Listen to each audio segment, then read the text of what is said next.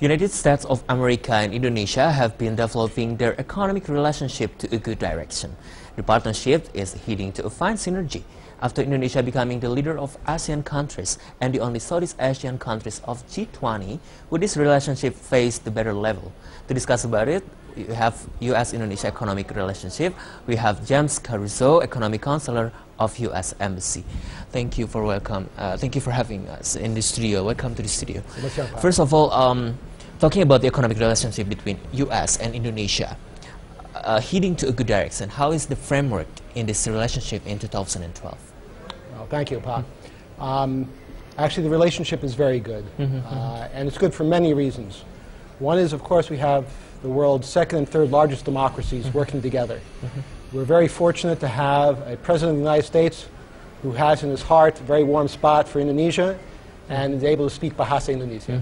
That's good. And 2 years ago, President Yudhoyono and President Obama signed what we call a comprehensive partnership. So our foreign ministers and many officials get together every year and discuss all the areas where we can work together to further develop the relationship. And this includes the economic relationship. The economic relationship. So what's the basic of improvement of this kind of economic relationship between Indonesia and US? Well, I would say Indonesia as the largest economy in ASEAN by far, and the United States, which even though has not been growing as fast, still has a GDP of $14 trillion in 2010. Wow, it's a big number. It is, and to give you an idea how big that is, last quarter we grew 3%. 3% growth annualized is about 430 billion. So if you take that 430 billion, that's bigger than Malaysia's economy. So every year, when the U.S. is growing at 3%, we produce a brand new Malaysia. Okay. So yeah, we're big, and we value our trading relationship with Indonesia, and we think it could be much bigger. Trade is really too small between us right now. So what's the new thing in this 2012 become our new kind of indicators to build our relationship? Well, one of the things we're hoping to do is, because Indonesia has a master plan for infrastructure development, and the United States has capital and companies that are world famous for building infrastructure, we are trying to encourage our companies to do ventures with Indonesian companies to help develop this infrastructure. And we have U.S. government funding from things like Export-Import Bank, Overseas Private Investment Corporation, Trade Development Agency that can help in the financing. We have the largest capital markets in the world that can help finance it. So we're hoping to bring in Indonesia and America together to develop Indonesia's infrastructure. So what's the response from the U.S. Industry and investors to see that our Indonesian economic is growing and growing? So what's their response? Well, the response is they're very interested. There are not many countries growing at 6.5% now. And again, in the U.S. business world, other than the big companies, there hasn't been a lot of awareness of Indonesia. You're the quiet country in America. So we are now seeing, though, because you're growing so fast, much more interest in investing here. But as you know, there are problems anywhere investing, and Indonesia has certain issues that American companies are concerned about. So what about our fuel price subsidy issue in Indonesia? Is that any impact to them to invest in Indonesia? It depends on the sector. For instance, we have companies that would like to invest in new power plants, but because of the difficulties with PLN has in passing along their cost of energy, it makes it difficult for investors to come there. And we know it's a very difficult situation, and we support the Indonesian government's efforts to deal with it. Any strategy from U.S. government maybe to face this?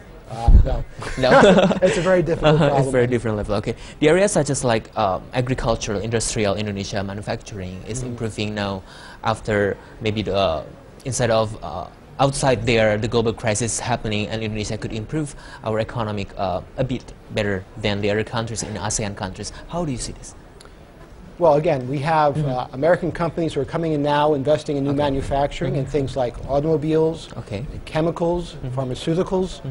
So definitely investments coming in. But the difficulty, again, is if there's not enough infrastructure, if there's not the ports and airports and roads and rail to bring in materials and export the materials, or even get it from island to island, it makes it a less attractive place to do business. Also, the government sometimes has policies which aren't so friendly. Every country has this, but American companies have to understand these policies better. This policy better. So do you see any obstacle in this policy? Well, it's things like understanding in the future that the rules are going to be tomorrow pretty much what they are today. And again, we have very good relationship with the ministers here. We are reaching out to DPR and working very closely with the gubernors, even Bupati, to try and understand, because Indonesia is very democratic and every level of government has an important voice. So it's the next level is like to meet them, to have a dialogue, maybe to understand each policies of their regions. That's right. And we work very closely with Kadin and Apindo, along with the American Chamber of Commerce in Indonesia, to help create that dialogue. Because, you know, all an investor wants to know is what are the risks and what are the rewards. And if they can quantify that, then they know they can make their investment. So how is it so far? I mean, each region, not only in Java Island, maybe in Sumatra, Borneo, how is it like the potency of Indonesia's economy? Well, certainly Java is the center. There's no doubt. You can see it just by going to Bekasi. But we have a lot of interest, certainly, in the resources sector in outer islands. And we want to work to get more manufacturing in the outer islands as well. We think there's a huge opportunity.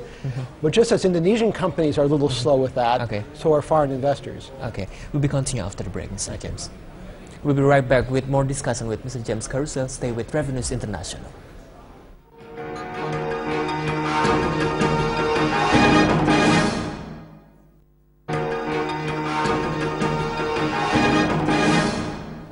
Welcome back. Our discussion is about U.S.-Indonesia economic relationship, and we have James Carouso from U.S. Embassy.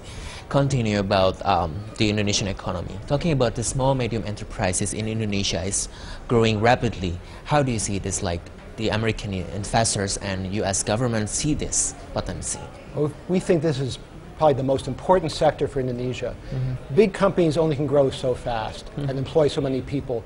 In the U.S., most new jobs are formed by small companies. And to absorb all the young people graduating from university here, I think Indonesia needs to develop its SME sector. Our embassy, our government, is working closely with Pak Putra Sempurna's Mekar entrepreneurship program. There's also something called the Global Entrepreneurship Partnership in Indonesia, which we've been very active in supporting. And we are doing a lot of outreach, trying to encourage young people to go out, invest the next great app for Google. And here, Mekar or Gepi can help support that. And we're also hoping someday to match up entrepreneurs here and entrepreneurs in the U.S. so they both can work together and both benefit. Okay, so compared to United States, our small medium enterprises and U.S. small medium enterprises, how do you see this? I mean, the differences. What's the best thing that U.S. government could learn about Indonesia's small medium enterprises and vice versa? Well, since I'm government, it's hard for me to say very well. But I think that they both actually face the same sort of problems: access to capital, getting into a market quickly. Finding a way to pay the bills. The biggest difference, though, Pa, is that in the U.S., to set up a company takes literally 3 days. 3 days. And maybe $100. And here, my understanding is it's much more complicated, more expensive. So if I had one recommendation as a simple government employee, it'd be make it easy to form a company. Okay, talking about regulations that we mentioned about the policies of each government level in Indonesia. Do you see find obstacles, I mean, the regulation in doing business deal in Indonesia so far? Well, for SMEs specifically, if they're looking for capital from foreign countries, there's a new limit that says $1 million is the minimum amount that a foreign company can invest. Now, if you're an SME, you're probably not looking for $1 million very early on. So I think that will limit some of the capital pool here. So that might be something to be considered. Talking about Indonesia as the ASEAN leader since 2011, do you see this as a good progress in Indonesia to have relationship more in economic areas with U.S. government? I mean, do you see this? Again, our president has made it very clear he wants to establish better relationships with Indonesia, person to person, government to government, people to people. And that includes certainly company to company.